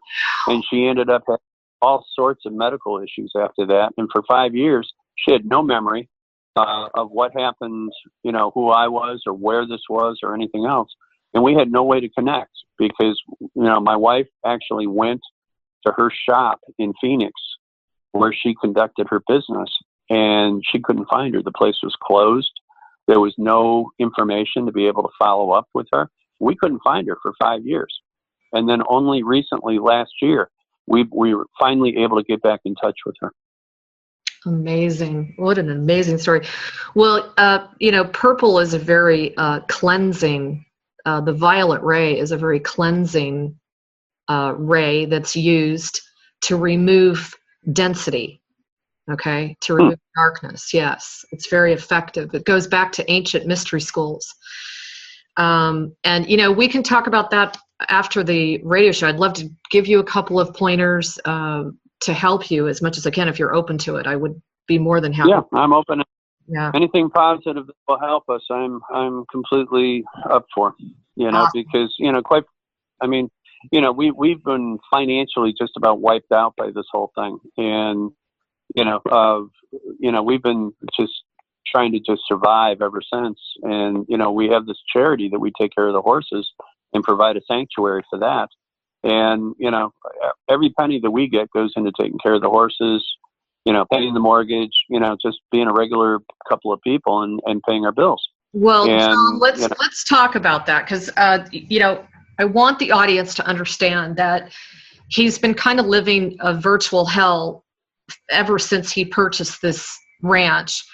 And he's smack dab. I actually checked into it about 48 hours ago, and he's literally on the crosshairs of a kind of an intersection of some real nasty portals, and on top of a Stargate as well that's been used by underground bases. So you can imagine the kind of difficulty that John's been facing. And what I wanted to ask you is to talk to people how you've turned this into a positive, because the story about the horses, I was watching your video and I had tears in my eyes. That video was amazing. And if you want to, you can go to hopefulhooves.org. And John, tell them a little bit about why you even started going in that direction with the horses. Well, a long time ago, when I was still working in the psychiatric profession, I was working during when I was still at school at ASU, and I was working at the Arizona State Hospital, and we had a situation there where they never had enough staff working. They always had too many patients for the amount of staff, and they were trying hard to be able to keep up with it, but bottom line is that there wasn't enough money in the budget for good mental health and for the hospital. And so we worked short-staffed. And when you're working short-staffed in a psychiatric hospital, it's very dangerous for the staff. At one point, I had a guy that was almost 7 feet tall. Literally, he went absolutely into just a terrible, terrible panic, and started beating up the staff, breaking everything, attacking the charge nurse.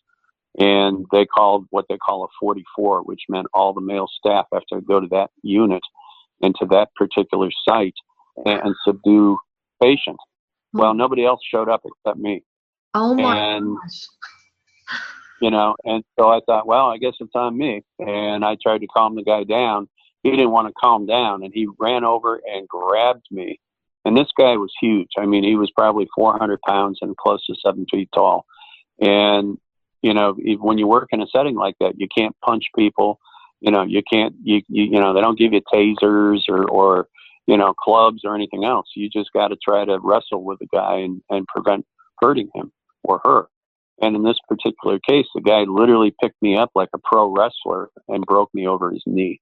And I broke my back in 2 places, and I ended up being paralyzed from it. And I ended up at back surgeries. I was off work, and the state fought it. They didn't want to pay for the workers' comp claim, and I practically ended up homeless. And as a result of that, finally, when all was said and done, I was able to finally, after a couple of years of dealing with this, find an attorney that was willing to take the case, and he got me a very moderate, actually pretty small settlement. And, I eventually came out to the ranch, bought the ranch, because I combined that money with the money that I'd already saved to buy the ranch. And I started doing my own rehab to try to, get to the point where I could be physically, healthy again.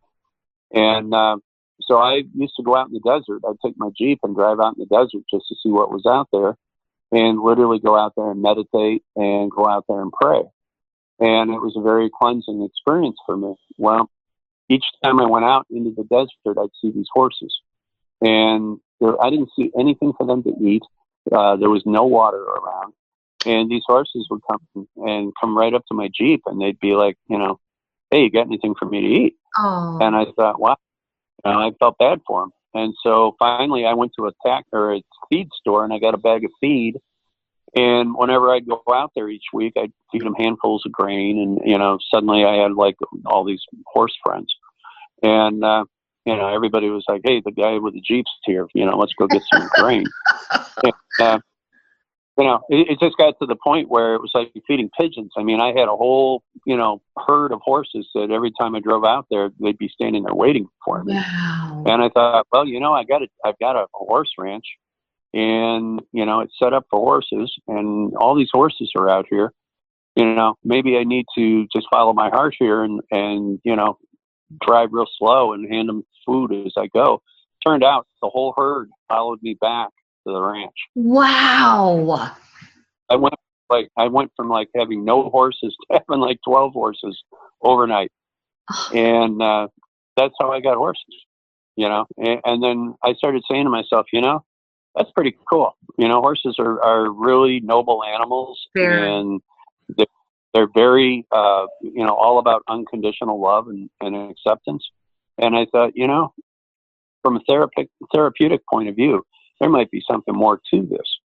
And, I wasn't working, and I thought, what the heck, I'm going to look into this. So I started writing, and I started researching, and I started doing all this kind of stuff about horses. And I said, equine therapy, that might be something. And that's how we got into the equine therapy and Hopeful Hooves. And, none of this ranch was ever supposed to be about aliens and bad stuff and scary stuff. And it was all supposed to be about horses. It was all supposed to be about taking something that other people threw away and finding a way to repurpose it so that it could do something that was, positive and noble and help people that needed help, and to help the horses. And that was my whole dream. That is so fabulous. And I have been told by many people in various industries, various job markets, that the animal kingdom has been severely impacted by the economic downturn over the course of the last, 10 years, to the point to the point where they're just letting them go because they don't have enough food. They don't even have enough money to feed themselves, let alone their animals. Well, that's it. And see, that was the whole thing out here. And that was that it was the perfect storm of everything bad that could happen to horses, because the economy crashed. And so all the people that had horses, a lot of them just said, oh my God, I can't do anything. And they didn't know what to do with their horses. So they took them to auction and they sold them for, to be used for horse meat, for, animal feeds and God knows whatever else. Other people were terrified that they were going to be arrested for animal cruelty. So they got the horses and took them out in the middle of the desert and left them out there to die. Oh. And then other people just decided that, let's use them for target practice, and let's take our dogs out there and let's sick the dogs on them and use them for fun. And so all the Satan took these animals out and murdered them in the desert and left their bones to rot. And I couldn't have any part of this. I mean, it was, that to me was more tragic than even us having to, go through all the crap that we've been through with our story. And so I said, you know what? I am not going to be a part of this. I am going to save these horses. And I've been saving these horses ever since. And, I got to the point where people would just tie the horses up to the front rails of our ranch and just leave them. And then when the word got out that we took horses in like this, they started coming from all over the country. People started calling us and saying, look, I have a horse. I love it. I can't take care of it. What I will do is send the horse to you. It's perfectly healthy. It'll be a good horse. I'll give you a few bucks to go with it, and hopefully you can do something. And so we started taking in horses from all over the country. And, here we are in 10 acres surrounded by thousands of wild acres. And, we just started stacking up horses left and right. And so, I started putting the word out there to get people to come and train the horses, because I didn't know the first thing about training a horse. All I knew was hay goes in one end and poop comes out the other end. And so I thought, hey, I'm going to have to learn how to do this. And so gradually over the years, I learned how to train a horse. I learned how to gentle a horse, take a horse that had been abused, and get it to the point where it would trust again. And again, this is all stuff that was completely new to me. And as I learned it, I also learned that also applies to people, because people and horses have a lot of similarities in terms of their psyche. And you can take a person that's been abused, and if you show them unconditional respect and love, and you help them to stand up and find that spark that exists in their soul and help that to grow and to become powerful again, some of these people become amazing individuals. And then they turn around and they do the same thing for other people. And so that's been the story of the ranch.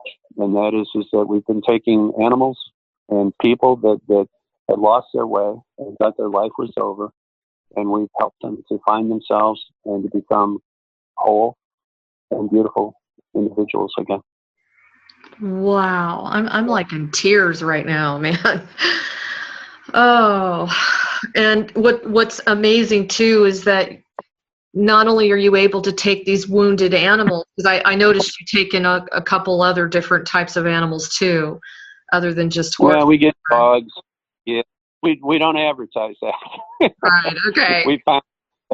We're careful. We have to be careful because we have big hearts, and it's like we can't. We have so much more space that we could have more animals, but unfortunately, nobody, hardly anybody really commits to actually giving money to support them. And so we don't want to be in a position where all of a sudden we end up with a bunch of starving critters that we can't support. And so we're very careful about, what we take in. In the past, when it was really bad, we were getting anywhere from 40 to 100 offers a day to take in horses. And, we were getting situations where people would take puppies and put them in like burlap bags and throw them over the front gate. And I'd go out to, morning to water the horses, and I'd find a bag of puppies out there. And, it got crazy. At one point, somebody tied up a camel. It's just, there was no limit to it. That's so crazy. It goes to show you how desperately we need this kind of assistance. And I think there too, the other beautiful thing is you're able to take children and people that have their own afflictions. You have it listed: cerebral palsy and depression and Down syndrome, anxiety, AD&D, autism, etc. And you're able to take all of those issues and help heal them through this communication and interaction with these horses, and then it heals the horses too. Well, and see, that's the whole thing, and that is that by the time a horse is gentle enough to work in a program like that, the horses have repurposed their intention and their heart to doing good, and they're just tremendously loving and social animals. But due to the financial constraints that we've been dealing with, we have had to stop doing any kind of therapy, and we have just become a sanctuary where we guarantee that we'll keep the animals for life, and that we will go ahead and maintain them, and try to do right by them. But we're just at the point now where we're barely staying open in terms of being able to just keep the place. And John, so John, question. Future better. I don't want to interrupt you, but I just really quickly, how many horses are you up to now that you're taking care of? Well, actually, it's not what we're up to; it's what we're down to. We have 19 right now, but we've had as 100 here at a time before. Wow! And have you been able to have people adopt them out once you get them healthy again? Well, what we've done is the problem is this, and that is that when you adopt horses out, you put yourself in a position where you have no control over what happens to that horse. And I don't care how well, you can have the best adoption contract in the world, but unless you plan to go out and visit those horses every week and make sure that everything's good, you're never going to have any kind of real assurance that horse is going to be maintained. Right. And so we have gotten it to the point now where what we do is we train the horses, and then we put them with programs that we believe are financially viable enough that they're going to be able to maintain the horses. We just don't have any faith really in individuals very often. Yeah. Unless we know the people and we know they're pretty wealthy. We just can't afford to take a horse that we've spent so much time and work on and then have them turn around and get in trouble with the horse and either turn the horse back out in the desert or shoot the horse or do whatever they're going to do with it. Yeah, I totally understand that.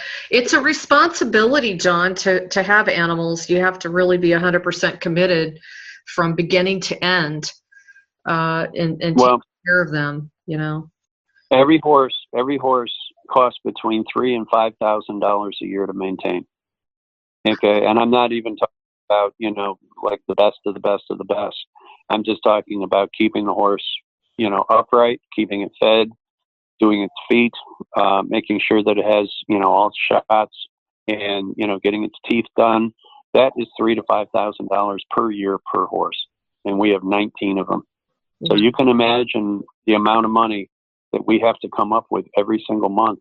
Our nut to crack every month is about $10,000. And, it's phenomenal how much it costs to do all this.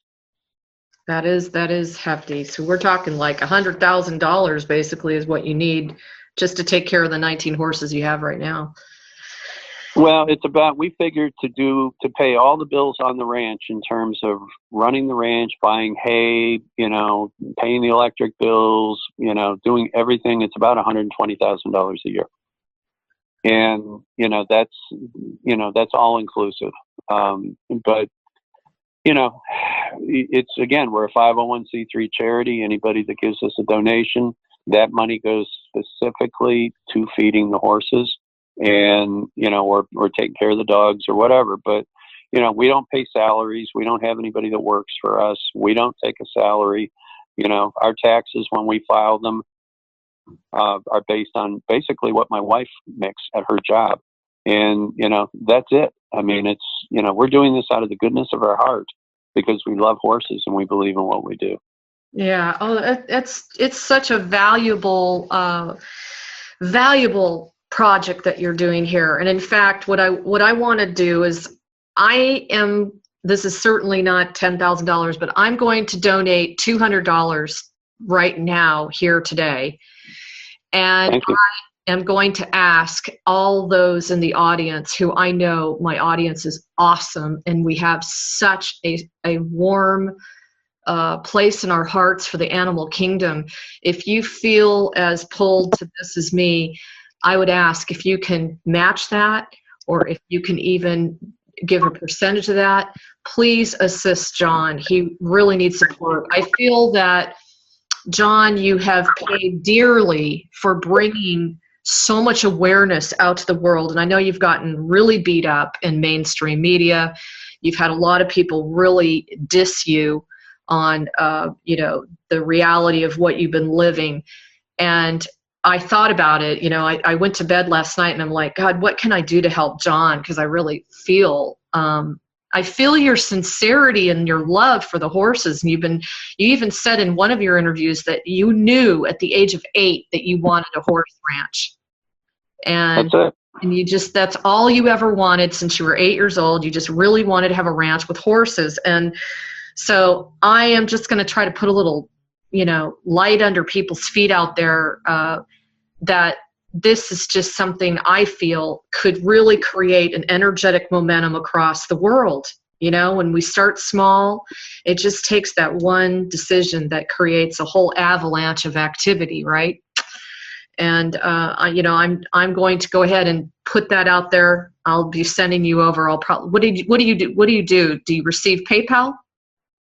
Yeah, I used to do PayPal. It's set up for PayPal, but quite frankly, we've had a lot of problems with it. What I ask is just to have people go ahead and send us funds via, just send us a check or however you want to do it, and send it directly to the ranch. I will send a thank you card with a receipt, so that it's a tax deduction, a legitimate tax deduction, and that seems to be the best way. Okay. And we actually end up, believe it or not, a lot of people end up keeping up with us in terms of, they come out, they visit, they see the ranch for themselves, they see the animals, they get to meet us and look in our eyes, and they know we're telling the truth. And then the other thing that's really interesting is a lot of people come here and they actually have the experience themselves. And, it's made the stories that we hear from people, months and even years later, where they say, you know what, I was trying to work something through. I came out to your ranch. I really got some insight while I was there. I don't know what happened, but, it changed things for me. And now I'm better off because of it. Thank you. And so, it's an interesting arrangement for everybody. Well, now you also have on your website about adopting a horse. How much is it to adopt the actual horse? Well, I mean, what we've done with people is it's not a physical adoption where it is a monthly, what we tell people is this: if you pick out a person, if you pick out a horse and you decide that you want the money to go to specifically support that horse, what we'll do is we'll go ahead and make that, sort of a adoption in kind. And so, if you want to come out and visit the horse, if you want to come out and, do whatever, I mean, it's here. The horse will be figuratively your horse. That's cool. It's an act of kindness, and it makes it more of a personal experience for the person. Oh, and it's good for the horse too, So, well, how much do you need on a monthly donation for that sort of scenario? I mean, how much are you wanting to receive for that? Well, again, I can tell you this, and that is the bare minimum that we spend on hay a year for 19 horses is between 20 and 25,000 a year. Okay. So, it comes out to, I don't know, I'd have to sit down and do the actual math, but well, it's almost $1,000 a month, Yeah, the hay here is very expensive. We went from $5 a bale hay back when we started with this to now hay is anywhere from 12 to 13 or more per bale. And it's our prices have tripled in the last 20 years. Wow. Almost all the hay in this country, at least on the West Coast, is grown, and then it's shipped over to California. They ship it to China. And so, America is getting whatever's left over. The rest of the hay crop is going overseas. And, you know, it's a huge multi-billion-dollar business. You know, the guys that grow the hay are the guys that live in the mansions and, you know, drive the $80,000 SUVs. And, you know, they live like royalty. You know, the guys that own the horses, you know, we live in shacks. That's just crazy. Well, again, I would ask everyone, please go within your hearts and see if this really resonates with you, because it did with me. And John truly is a good guy. I can feel it in his heart that he really wants to do right for all these precious animals that have just been released. I mean, when I read that you just kept coming upon stranded and abandoned horses, I mean, how sad is that, in the middle of the desert, no less? You know, it's not even like they're up in the mountain area where they can get a great deal of shade and grass and that sort of thing.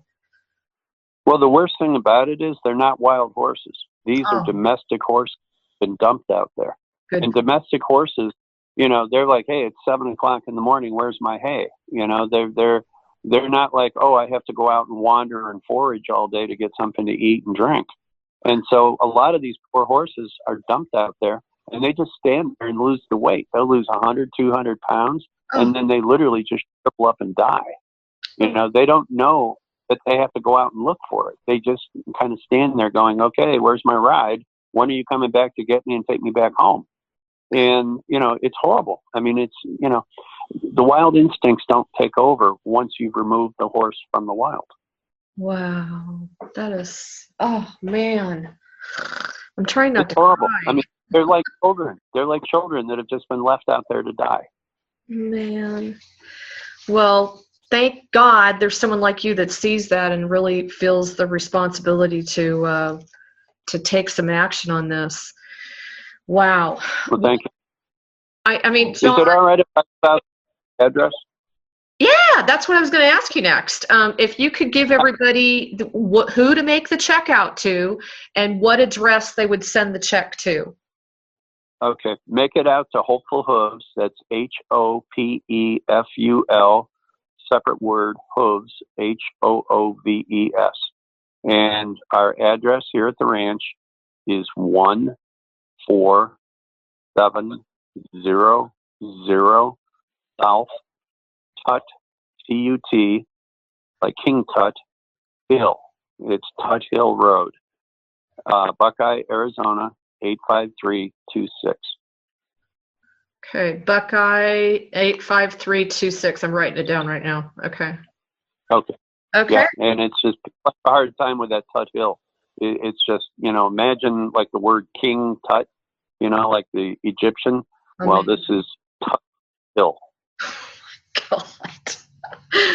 Well, we have about 10 more minutes, and before I let you go, is there anything you want to share with us as far as maybe some of the shifts and changes that you're noticing now versus even maybe 6 months ago, you know, with the activity and what you're experiencing? I'd be happy to. One of the things that's really, you know, I mean, it takes a lot for me to call something bizarre out here, but I will call this bizarre. And that is that we are getting tremendous underground shaking.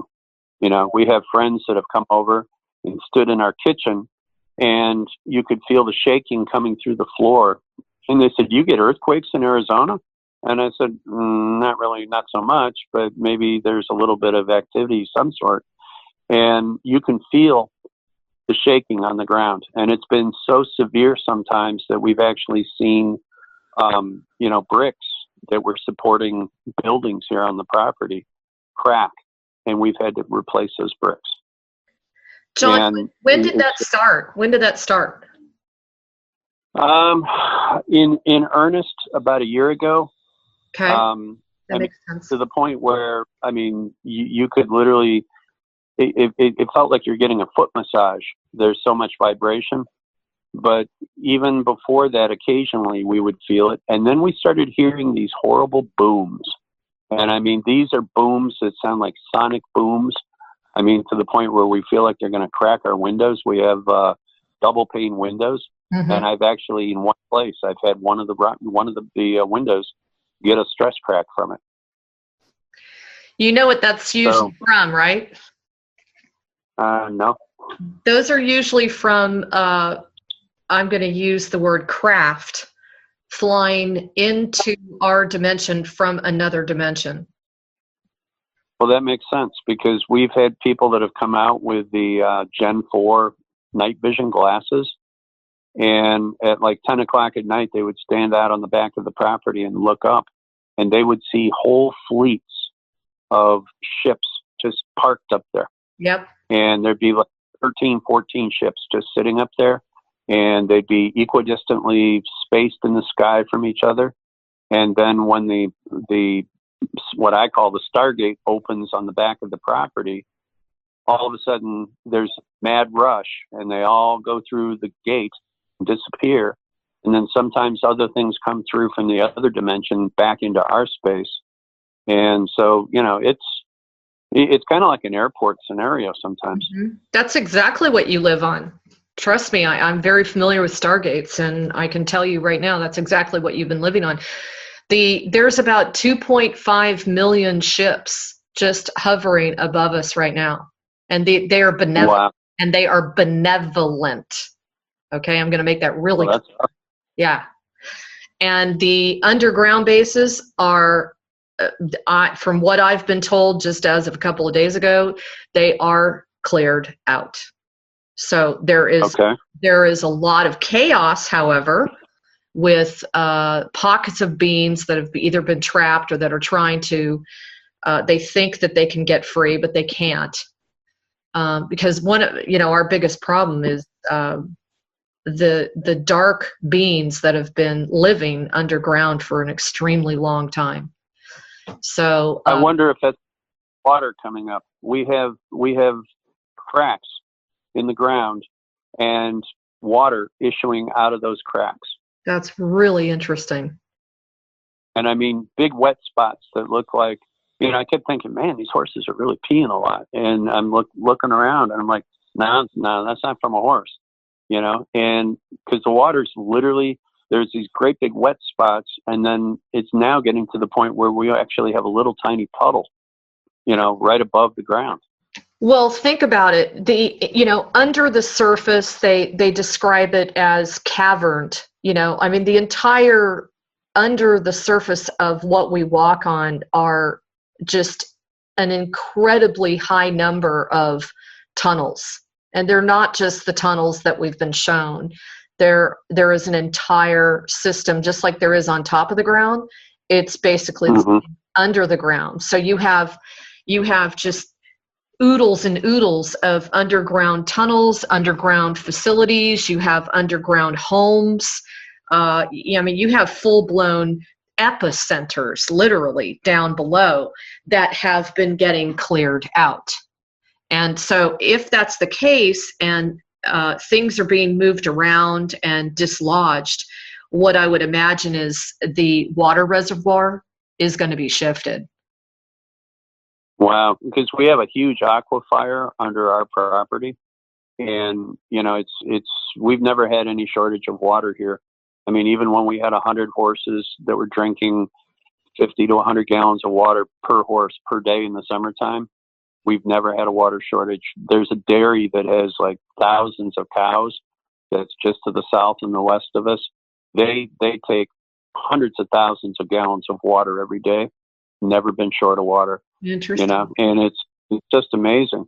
But then recently we started getting all these water birds, that come from California, and they're like the little birds that run along the seashore, and they're like they're really little birds, and they run real fast, and they peep, they just run along and go peep peep peep, and they're I'm like, well, why are you guys here? I mean, did you your GPS failed you or something? Because this is the desert, and you guys are supposed to be next to the ocean. But they've been here now for quite a while, and every once in a while we get albatrosses. We get, we're getting tons of these. They kind of look like what are the birds that are pink? Flamingos. Except they're white, and they're whole flocks of them.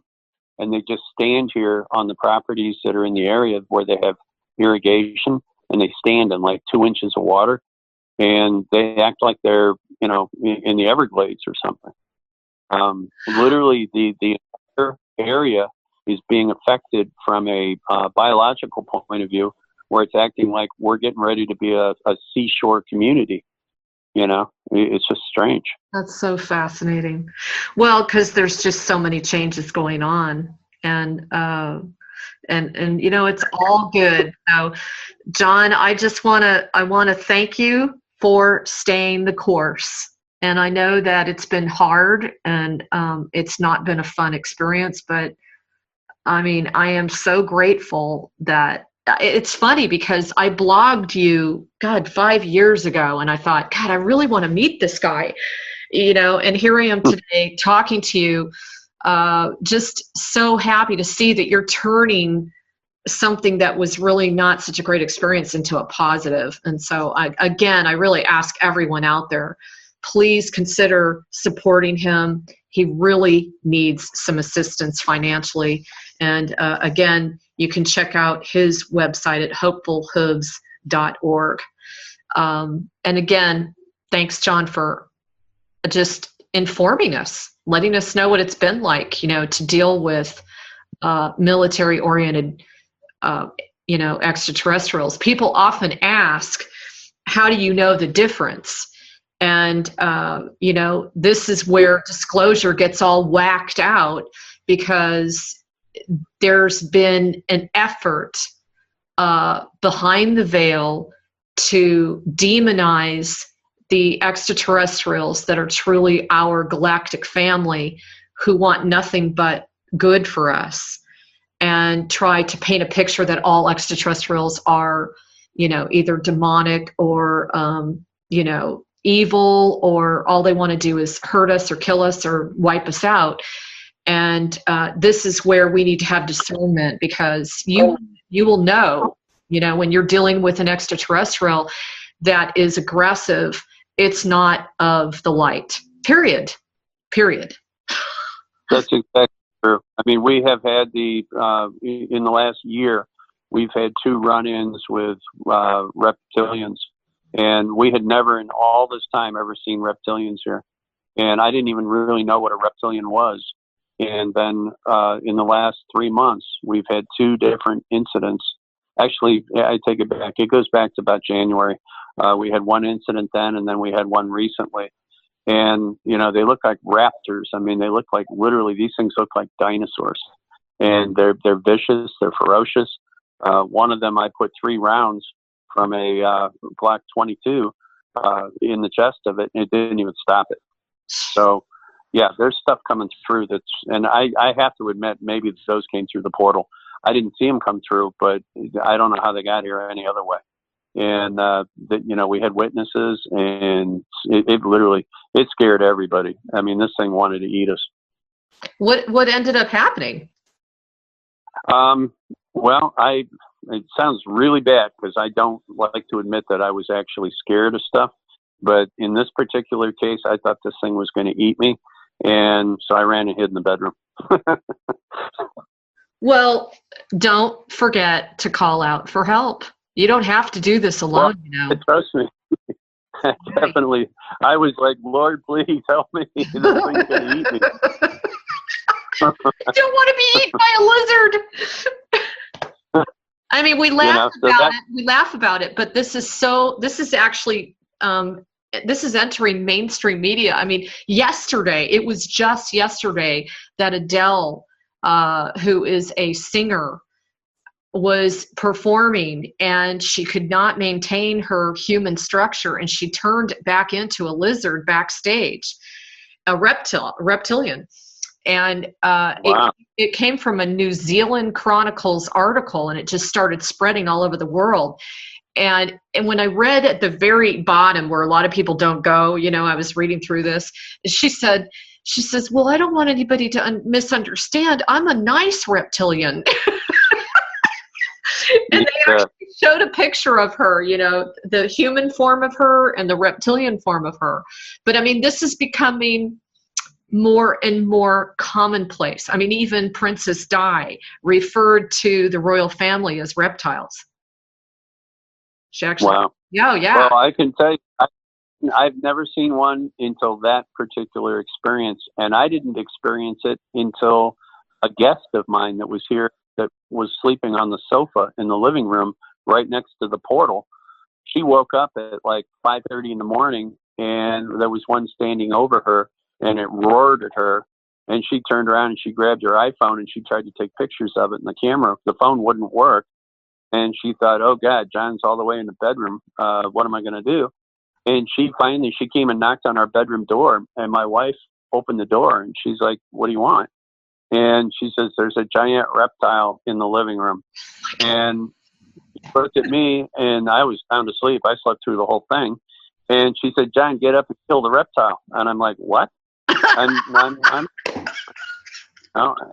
I just rolled over and went back to sleep. I woke up about 8 o'clock. Everybody was gone. The reptile was gone. I went to get coffee in the kitchen, and there's this real nasty message on my phone. Why did you not get up and kill the reptile? And I'm like, what? And I called her up, and she says, there was a damn reptilian right there in the living room. And I came down there and knocked on the door and got you up, and you didn't do anything. And I went, I don't even remember any of it. And I remember you knocking on the door and waking me up, and I remember Joyce telling me to get up and go kill it. But I don't know what happened. I just went back to sleep for some reason. And so that whole thing passed, and then a few more weeks went by, and the thing showed up again, or another one that looked just like it showed up, and it confronted me. And so this time I had to do something. But nothing happened. I mean, I put 3 rounds, hollow point ammunition, and it didn't work.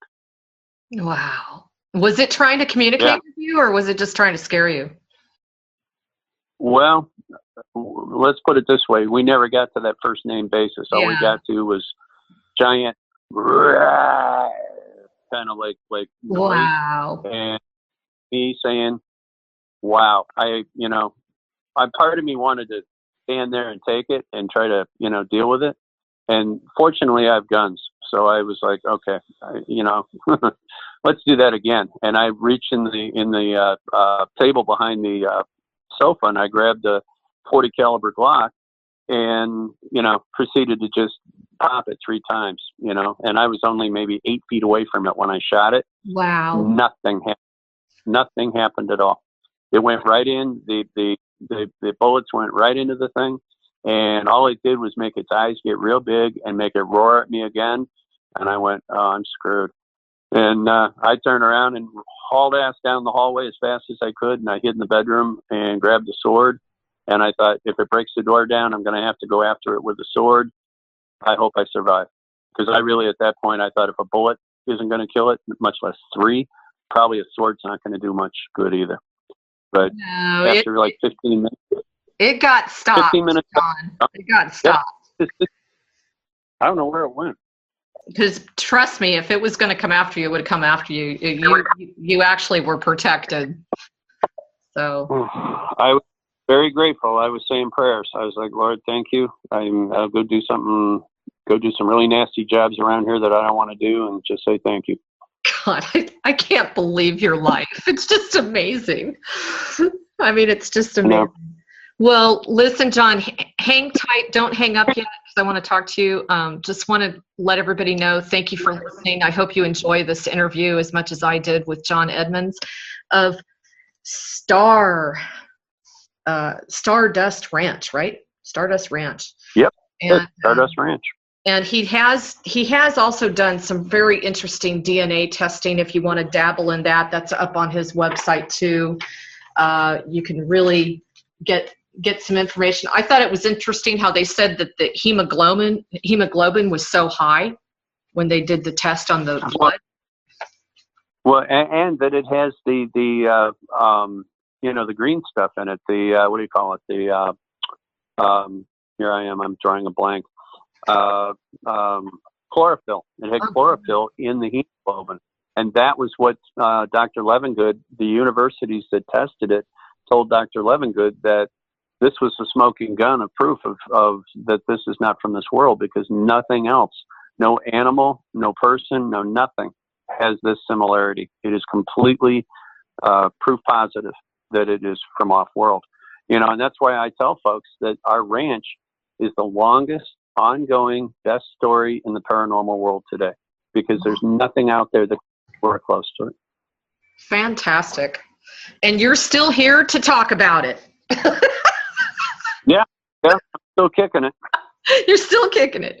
So if you want to dabble into that information, it's at alienranch.weebly.com. And thanks again, everyone, for your support of galacticconnection.com. As you know, we do a ton of stuff for free.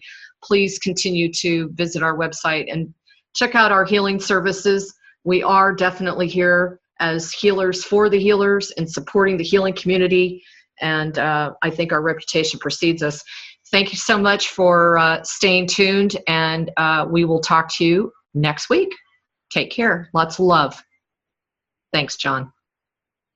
Thank you.